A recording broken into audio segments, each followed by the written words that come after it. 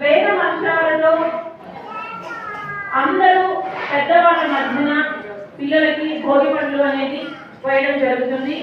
కాబట్టి ఎవ్వరు కూడా మాట్లాడకుండా ఉంటే ఈ కార్యక్రమం చాలా చక్కగా జరుగుతుంది.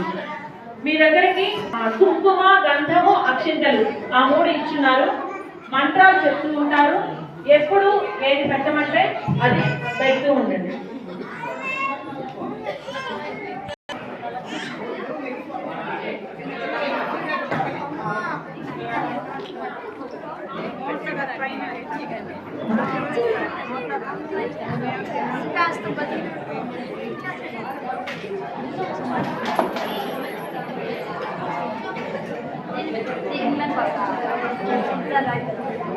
ముందుగా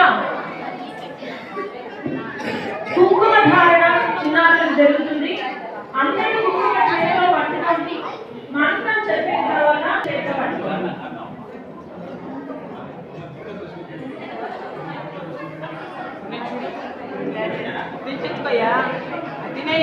కుంకుమ ధారణ